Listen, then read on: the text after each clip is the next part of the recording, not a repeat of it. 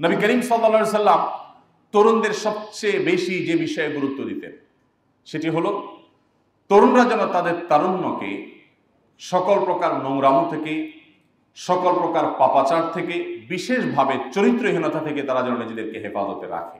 কারণ আপনারা জানেন তারুণ্যের এই সময়টা এটা পৃথিবীকে জয় করার সময়।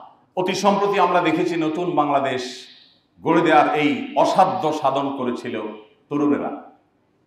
তরুণরাই আমাদের সামনে থেকে নেতৃত্ব দিয়েছে এবং পুরো কাজটির শুরু থেকে শেষ পর্যন্ত সহস্তে সুসম্পাদন করে ছেড়েছে তরুণেরা।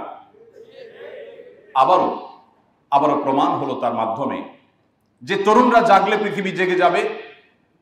বিশেষ করে মুসলিম তরুণরা যদি জাগ্রত হয়ে যায়, তারা যদি সচেতন হয়ে যায়, তাহলে আজ গোটা পৃথিবীতে মুসলমানদের যে দুরবস্থা আমরা দেখতে পাচ্ছি এর কোনো কিছুই থাকবে না, ছিটিফোঁটাও থাকবে না। মুসলমানদের অবস্থা পরিবর্তনের জন্য তরুণদেরকে জাগতে হবে, তরুণদেরকে নড়ে চড়ে বসতে হবে, তাদের আত্মপরিচয় তাদেরকে খুঁজে বের করতে হবে।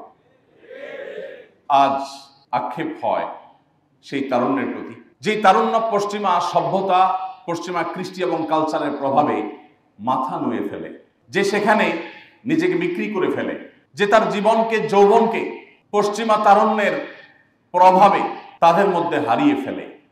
আমার অত্যন্ত কষ্ট হয়, আফসোস হয় সেই তারুণ্য দেখে।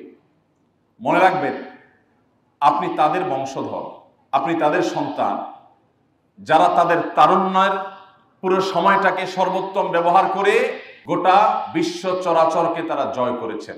আপনি সে আব্দুল ইবনে ওমরের সন্তান, আপনি সে আব্দুল ইবনে আব্বাসের সন্তান, আপনি সে আবু হুরায়রা রাদিয়াল্লাহু তাআলার সন্তান, আপনি সে ওমরের সন্তান।